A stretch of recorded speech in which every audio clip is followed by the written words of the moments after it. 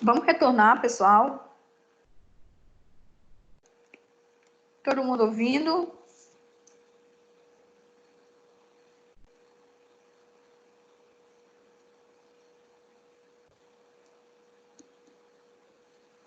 Sim, vamos lá, então.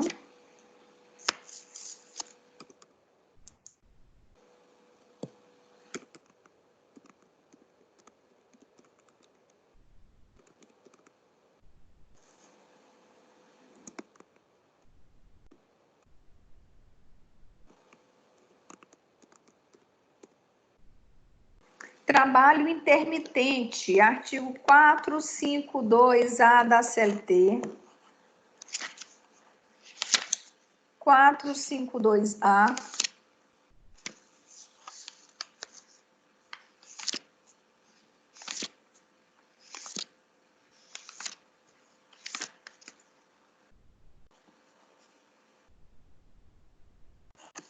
Pessoal, o contrato de trabalho intermitente foi uma modalidade de contrato de trabalho que foi regulamentado pela CLT, pela Reforma Trabalhista, Lei 13.467 de 2017. Que característica é esse contrato intermitente? Abram o 452A da CLT de vocês.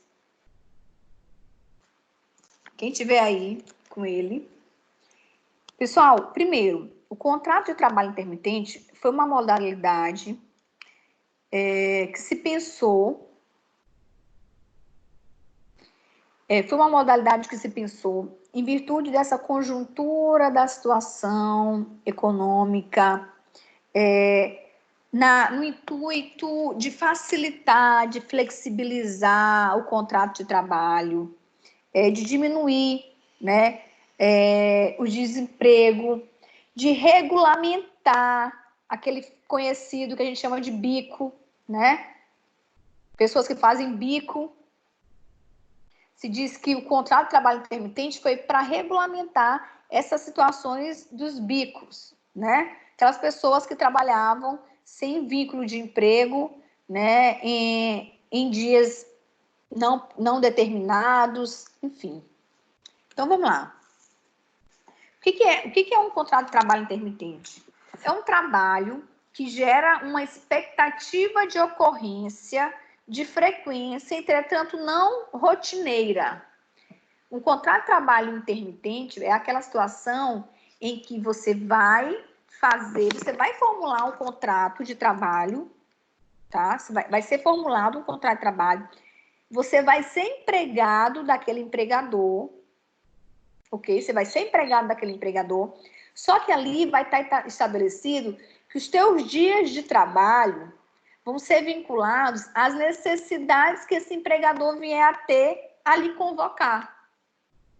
Não vai ser aquele contrato de trabalho que fica aquela jornada já ali predeterminada. Pessoal, silencia aí, tá? Silencia aí. Contrato de trabalho intermitente não é aquela situação normal em que eu já sou contratado para trabalhar 44 horas semanais, que é a jornada padrão que chamamos, que é 8 horas diárias e 44 horas semanais. Não, o contrato de trabalho intermitente é uma relação de empregado-empregador, é um contrato que se formula, entretanto, fica o empregado subordinado à convocação do empregador. Quando o empregador necessitar daquele meu serviço, ele vai me convocar. E aí eu vou dar o aceite ou não. Ou seja, eu vou ganhar pelas horas em que eu estiver trabalhando efetivamente para aquele empregador. Pelos dias em que eu efetivamente estiver desempenhando serviço para aquele empregador.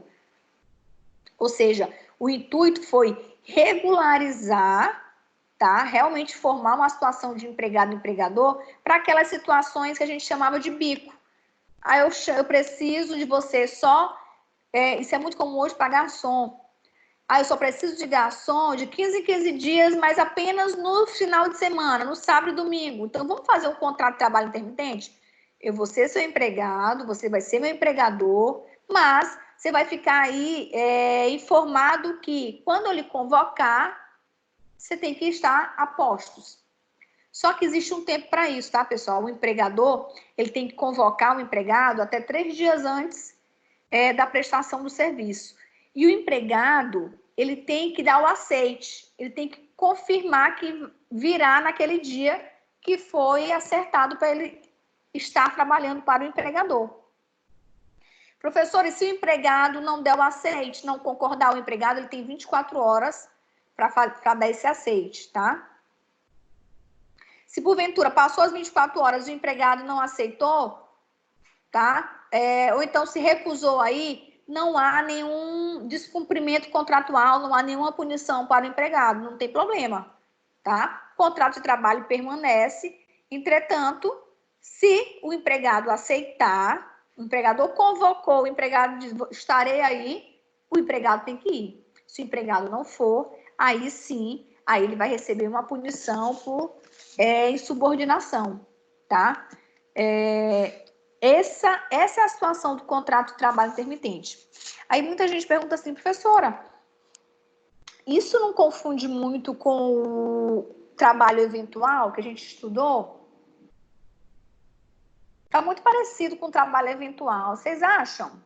O que é o trabalho eventual? É aquele em que eu trabalho por um curto período, por uma obra certa, por um serviço específico. A diferença, pessoal, é porque lá no trabalho eventual é uma relação de trabalho, não tem vínculo de emprego. Lembra do exemplo que dei?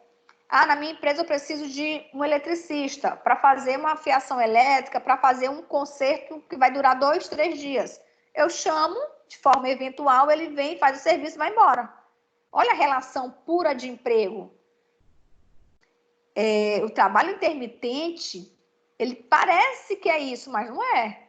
Trabalho intermitente, a formulação de contrato, a ciência das duas partes de que o contrato de trabalho será intermitente, ou seja, faremos um contrato em que você, empregado, ficará vinculado a mim, empregador, ficará vinculado à minha convocação. Quando eu lhe chamar, você vai ter um prazo, eu tenho que lhe chamar, eu tenho que lhe convocar até 3 dias antes para você se apresentar. Você tem que dar o aceite, confirmar que vai estar nesse dia trabalhando para mim. Dando o aceite, pronto, você tem obrigação de vir. Mas você também pode não vir. Você pode não confirmar, pode não aceitar, e isso não muda nada na nossa relação. Nosso contrato de trabalho permanece. Na próxima oportunidade que eu tiver e que eu lhe convocar, eu vou lhe convocar novamente, da mesma forma. Você vai poder ter essa liberdade de aceitar e vir, ou de não aceitar. Consegue perceber que aqui no intermitente existe uma pré-determinação antes? Existe algo negociado antes, mas algo negociado, tá? De forma pré-determinada. Existe um contrato de trabalho aqui perdurando. Fizemos um contrato de trabalho aqui no contrato intermitente, entretanto, você só vai receber pelos dias que você vier trabalhar. Você só vai receber pelas horas em que você vier trabalhar. Por isso que é até justificável. Muita gente diz, professor, o empregador convoca, o empregado pode até não aceitar. Que contrato é esse? Sim, mas ele só vai receber pelos dias em que ele vier, pelas horas em que ele vier. Não existe um salário pré-determinado. É diferente, tá? Eu consigo ver aqui pontos positivos nesse contrato de trabalho intermitente. É bom para o empregado, porque ele pode fazer vários contratos de trabalho intermitente, vários. Ele pode ter vários contratos de trabalho intermitente. Não, pessoal, o Uber, ele é autônomo, tá? O TST já determinou que o Uber é autônomo, até falamos isso na nossa aula passada. O contrato de trabalho intermitente é bom para o empregado, porque ele pode ter vários contratos de trabalho intermitente, né? Ele não tem jornada de trabalho, é ele que vai aceitar ou não quando ele for convocado. Agora, ele também tem que ter ciência que ele só vai receber se ele for, né? ele só vai receber pelos dias efetivos em que ele estiver trabalhando. Então, a rotina de trabalho se dá mediante essa convocação. E essa convocação só é feita quando o empregador tem necessidade, tá? A convocação só é feita quando o empregador tem necessidade de fazer isso. Então, para o empregador também é bom? Ele tem uma relação de contrato, ele tem esse vínculo com várias pessoas, e ele sabe que quando ele precisar, eu já tenho aqui 3 pessoas que eu posso chamar. Vamos ver quem é que vai aceitar para estar aqui nesse dia. Consegue entender? E ele só vai pagar pelo funcionário que for naquele dia. Então, foi uma forma, assim, avançada de flexibilização, não existia previsão para esse tipo de contrato, né? Deixa eu ver aqui as perguntas. Professor, não entende? Pronto, é exatamente isso que eu estou falando aqui, Daniele. Qual é, em termos práticos, o que é bom? Para o empregado é bom porque ele deixou de sair de uma situação irregular, que era o bico. Agora ele tem um contrato ele pode ter um contrato com vários empregadores, né? Ele pode ter vários contratos com vários empregadores, só que ele está ciente de que quando ele for convocado, ele não sabe quando ele vai ser convocado, qual é o dia que ele vai ser convocado, a hora, ele não sabe. Tem uma certa incerteza aí. Só que ele tem essa flexibilidade, né? Ele tem um contrato, ele é empregado, pode ser empregado de vários, mas pelo menos ele tem essa flexibilidade. O ponto negativo é que ele só recebe pelo que ele realmente trabalha, pelo que ele executa, pelo dia que ele vai.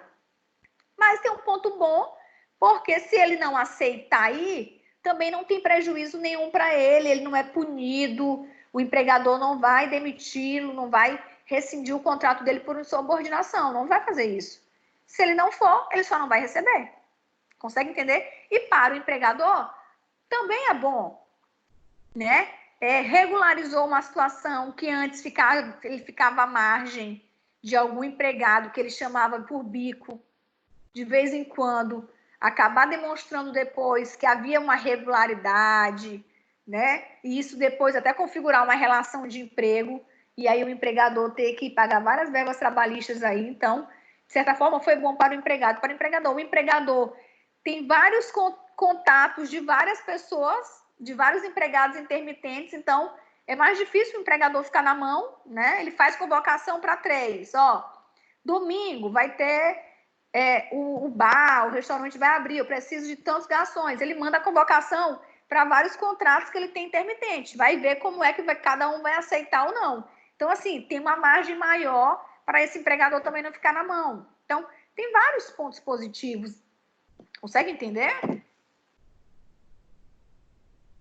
Uma pergunta. Então, se ele é autônomo, então ele vai receber o auxílio emergencial. Né? Em tese, sim, né? Em tese, o auxílio emergencial agora é para a situação dos informais, tá? Cuidado, autônomo é uma coisa, informal é outro, né? Informal é aqueles que não têm renda fixa, predeterminada, tá? Daniela, deixa eu ver, é uma regulamentação daquelas situações de freelance, isso, né? Os bicos, aqueles que vinham de vez em quando. Mas cuidado, não confundam a situação dos eventuais com o intermitente, tá? Porque o eventual, ele é um trabalhador só. O intermitente, ele é um empregado, ele tem contrato de trabalho formulado, ele é empregado daquele empregador. Só que ele é contratado para trabalhar em momentos apenas a partir de convocação. Ele não tem uma jornada que ele tem que cumprir, tá? Então, é diferente. Reconhecimento de verbas trabalhistas e previdenciárias, igual, tá? Por isso que, de certa forma, também é bom para o empregado. Ele tem reconhecimento das verbas trabalhistas, das verbas previdenciárias, igual como ele se fosse um empregado regular. A questão é que a base de cálculo para as contribuições dele vai ser de acordo com o tempo em que ele efetivamente trabalhou. Então, essa de dizer assim, se o empregado não aceitar, se o empregador convocou, ele não veio, vai ser ruim para ele. Porque, assim, toda a base de cálculo das verbas trabalhistas e previdenciárias vai ser com base no que ele efetivamente trabalhou. Normalmente se faz a média mensal, tá? Qual foi o valor que ele recebeu por mês? E essa é a base, vai ser a base de cálculo para fins trabalhistas e previdenciários. Lembrem, trabalhador intermitente, ele é um empregado. Então, se ele é empregado, ele vai ter todos os direitos trabalhistas normais, tá? Se ele é empregado, pessoal, ele tem todos os direitos trabalhistas de qualquer empregado. A diferença aqui é só na forma de jornada de trabalho, só isso. E na percepção salarial, porque ele só recebe pelo que ele desempenha, tá? O valor da hora do dia do trabalho dele só não pode ser inferior ao valor da hora do dia correspondente ao salário mínimo, tá? Não pode ser inferior a isso.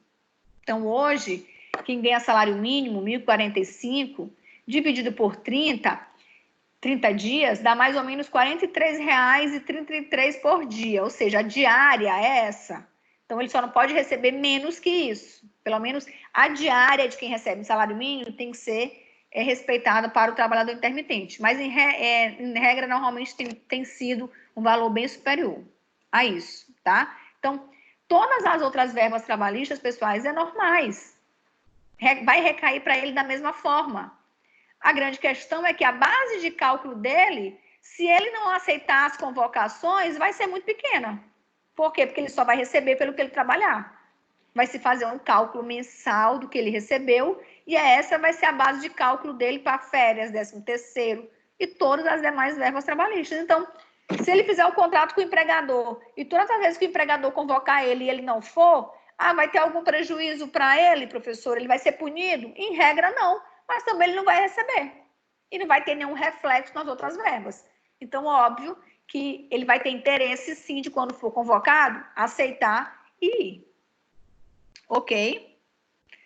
Na verdade, com essa nova regulamentação do trabalho intermitente, mudou um pouco da ideia que nós tínhamos de disposição do empregado ao empregador, né? Que está lá no artigo 4º da CLT. Porque agora a disposição, aquela situação que a gente falava assim, eu estou no contrato de trabalho, mas estou à disposição do meu empregador. Hoje, isso já é meio irrelevante para o contrato de trabalho intermitente, porque tu só vai receber quando você efetivamente estiver trabalhando. Aquela situação de, eu não estou trabalhando, mas estou à disposição. Isso não computa mais, né? Antes, isso era muito valorizado. Não só o tempo que o empregado estava, de fato, na empresa, trabalhando, mas naquele fato em que ele estava também à disposição do empregador, né? Isso também computava. Hoje, para esse contrato de trabalho intermitente, isso é irrelevante, porque o que vale aqui é se o empregado está efetivamente trabalhando, né? Ok.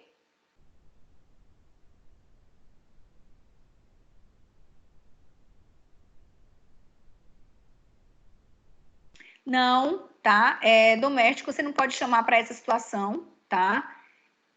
Qualquer outra situação, sim. Doméstico não, porque doméstico ele tem uma lei própria. Lembra que a gente falou em sala de aula, uma lei própria para regulamentar. E lá em doméstico eu tenho o quê? Um tempo que a lei fala, quantos dias na semana eu posso chamar alguém para ser, a partir de 2 dias na semana, tá? Eu já sou empregado doméstico, empregado. Então, eu não posso fazer nessa situação, tá? Aqui é diferente. Aqui é para situações em que você não precisa daquele empregado todos os dias, tá? Contrato de trabalho intermitente só faz sentido jurídico para aquelas situações em que você... Exato, Daniele. Trabalho intermitente só faz sentido para aqueles tipos de serviço que você não precisa todos os dias. O garçom, que é só no final de semana. A recepcionista de evento, que eu só preciso 2 dias na semana. Não preciso dela todos os dias na semana, tá? Para doméstico, não, porque para doméstico tem uma lei própria, específica, que regulamenta aquela situação, tá? Perfeito. Ok. Se fala muito que o contrato de trabalho intermitente é um contrato de emprego sem salário, né? É um contrato de emprego sem salário. Daniela, um faxineiro, um jardineiro, um eletricista, ok, você pode fazer, desde que só faz sentido você fazer um contrato de trabalho intermitente com essas situações se você realmente tem a necessidade, você precisa desse serviço. Mesmo que não seja todos os dias, mas tem que haver essa continuidade, mesmo que não seja em dias alternados. Mas assim, se eu tenho um bar, um restaurante, eu sei que eu vou precisar do serviço de garçom. Eu posso não precisar todo dia, mas eu vou precisar no final de semana. Eu tenho uma empresa, eu vou precisar todo mês de eletricista? Não. É muito melhor o eletricista eu chamar como eventual, que eu não vou ter relação de trabalho nenhum com ele, só vou pagar no dia que ele vier, ele terminar o serviço, ele vai embora. Eu preciso todos os meses de um jardineiro? Ou seja, vai depender muito da necessidade do empregador. Se fala em contrato de trabalho intermitente, depende muito da necessidade do empregador. Se o empregador não tiver essa necessidade, tá? É muito melhor ele chamar como eventual do que como um intermitente. Porque o intermitente, ele vai ser um empregado, ele vai assinar um contrato de trabalho de empregado. O empregador vai pagar verbas trabalhistas desse empregado. Só que ele vai pagar as verbas trabalhistas desse empregado com base no que o empregado desempenhou. Por isso que é tão importante o empregado ser convocado e se apresentar. Sim, Marcelo, sim. Contrato de trabalho intermitente tem que assinar carteira, tá? É um contrato de trabalho normal. Só muda a jornada e a forma como desempenhar esse trabalho. Os dias, só muda isso. Mas é empregado, empregador, contrato de trabalho feito, assinado, carteira de trabalho assinada, tudo direitinho, tá? Ok? Então, o que eu quero de vocês? Leitura do 452A, tá? Leitura, perfeito, Daniele. Leitura do 452A, ele vai falar muito para vocês, exatamente tudo que falei aqui, tá no 452A e parágrafos, tá? Olha o que fala. O contrato de trabalho intermitente será celebrado por escrito. Olha aqui um requisito que já foi predeterminado pela CLT. Contrato de trabalho intermitente tem que ser feito por escrito e registrado na CTPS. Olha, Marcelo, sua pergunta anterior. Carteira de trabalho assinada como contrato de trabalho intermitente, tá? Ainda que previsto por acordo coletivo de trabalho ou convenção coletiva de trabalho, conterá a identificação, a assinatura das partes, o valor da hora, do dia de trabalho, que não poderá ser inferior ao valor da hora mínima do salário mínimo, foi o que eu acabei de falar para vocês, o local, o prazo para pagamento da remuneração.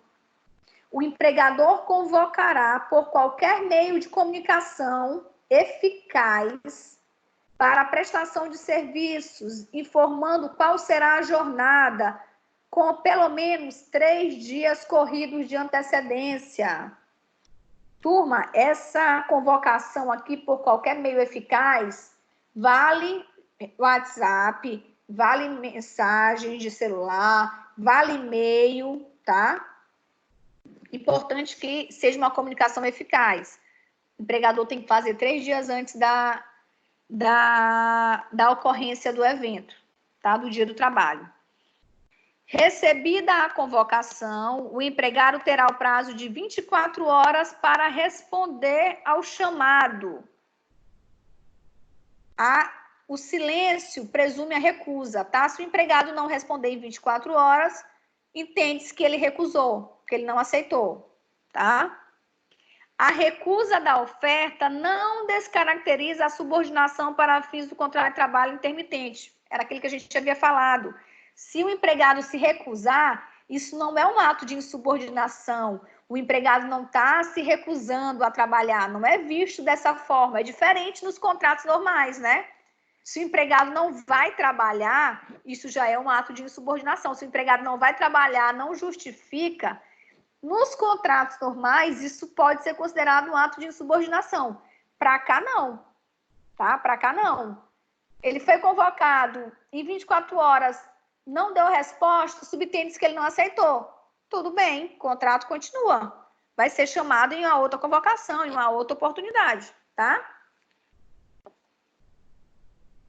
Ok.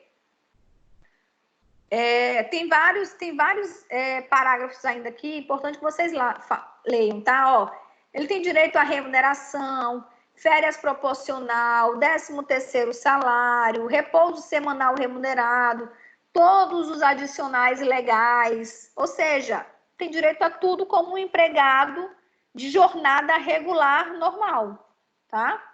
Então, importante que vocês leiam o 452A por inteiro, por completo, todos os parágrafos, para vocês realmente conseguirem assimilar essa nova situação. É algo novo, que gera dúvida, né? Que gera...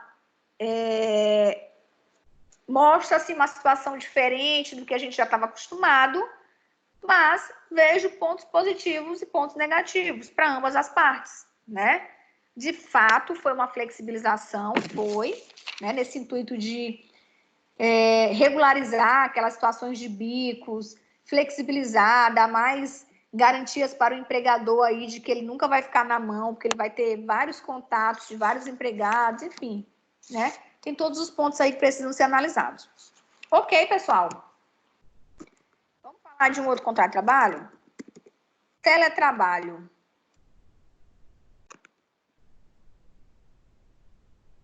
Teletrabalho. Artigo 75A da CLT.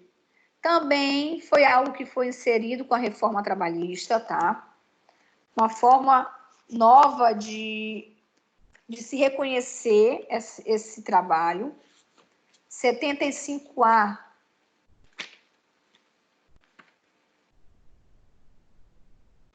Teletrabalho, tá aqui.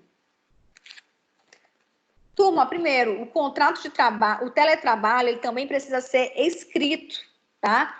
Da mesma forma como a gente viu aqui anteriormente que o contrato de trabalho intermitente precisa ser escrito, o teletrabalho também, tá? É um contrato que precisa ser escrito.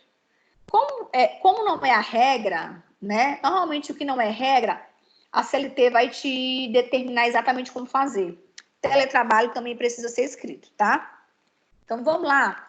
Artigo 75A. Artigo 75B. B em diante, tá? Leiam o A, mas o que eu quero de importante nesse momento está aqui no B. Considera-se teletrabalho a prestação de serviço preponderantemente fora das dependências do empregador, com a utilização de tecnologias de informação e comunicação que, por sua natureza, não se constituam como trabalho externo. Turma,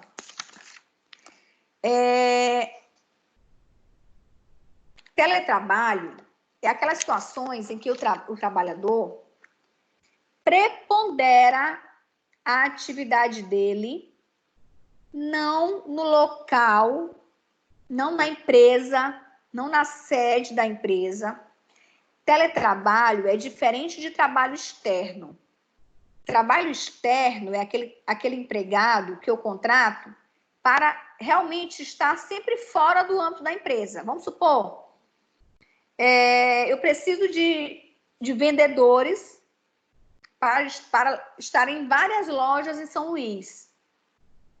Eu não tenho uma sede empresarial, eu até posso ter uma sede empresarial. Mas a função que eu contrato esses vendedores é para estar externo, realmente. É vender. Vender e me enviar por e-mail os pedidos, só isso. Isso é trabalho externo. É aquele que eu contrato já para a pessoa estar sempre fora da empresa.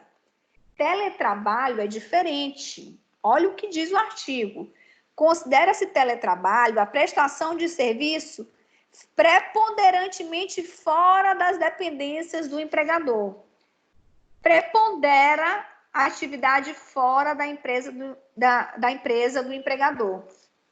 É a situação de trabalhar em casa. Tá? Essa situação que nós estamos vivendo hoje. Estou trabalhando, estou cumprindo jornada de trabalho, mas não estou na empresa. Estou fora das dependências do empregador.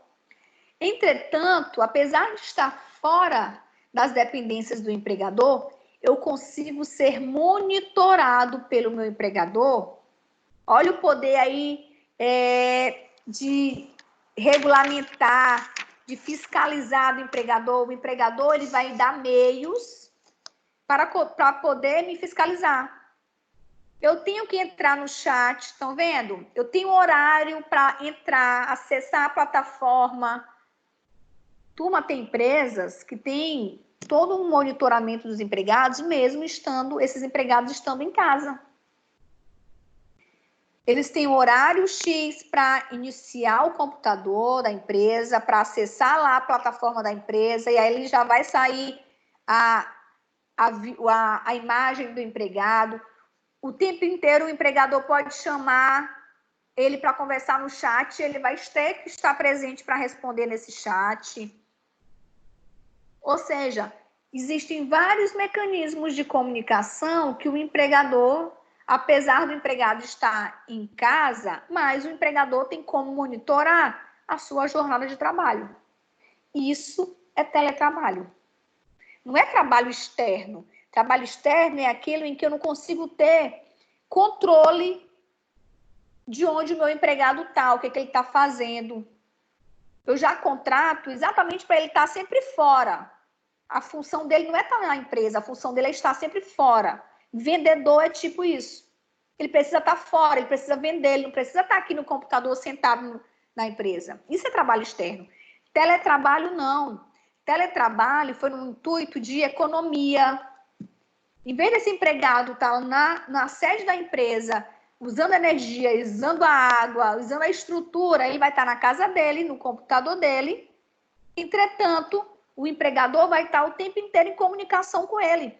Pessoal, várias empresas multinacionais já utilizam o teletrabalho há muito tempo. Não contratavam como teletrabalho porque não existia regulamentação. Mas isso já existia há muito tempo. Multinacionais que estavam aqui em São Luís, mas que não precisava ter uma sede, um escritório, uma empresa, que não precisava. Empresa de telecomunicação não precisa disso. Eu tinha um cliente na época em que advogava, até lembro o nome da empresa, GetNet. É aquela empresa de maquininha de cartão, né, de passar cartão, GetNet. Esse meu cliente trabalhava para essa empresa. Não existia em São Luís um escritório dessa empresa, dessa GetNet. Não existia. Mas todas as máquinas de cartão de São Luís eram da GetNet. Era esse funcionário que ia lá no cliente quando dava problema nas máquinas, que ajeitava, que fazia a troca das máquinas. A empresa existia em São Luís na pessoa desse empregado, ele no computador dele, na casa dele. Toda a comunicação com a empresa era através disso. Era o telefone, era o computador, que ele tinha horário para entrar, fazer o login na plataforma da empresa, e o horário para sair, computava o horário que ele saía para o almoço, que ele voltava. Ele tinha que comunicar que, horário tal, eu vou estar no cliente fazendo mudança de aparelho, depois eu retorno. Ou seja, o empregador consegue ter controle desse empregado sobre tudo, mesmo ele estando em casa. Isso é teletrabalho. Isso foi uma regulamentação, porque isso já existia, isso já acontecia nas relações de trabalho, tá? Até aqui, ok, pessoal? Eu acho que até falei em sala de aula para vocês. Pessoal, se vocês querem entender sobre a reforma trabalhista, É importante ler o artigo 611, 611A, 611B, tá? Que vai dar para vocês a noção desses institutos que mudaram, desses institutos que foram inovados, tá? Então, teletrabalho é trabalho à distância, né? Você está distante, não está na sede do empregador, mas ele tem todo o controle sobre você. Com os meios de comunicação, ele tem todo o controle sobre você.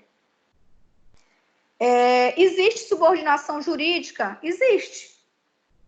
Existe subordinação jurídica, que é uma característica do contrato de emprego na relação de teletrabalho? Existe. Porque o tempo inteiro o empregador tem vários canais de comunicação com esse empregado.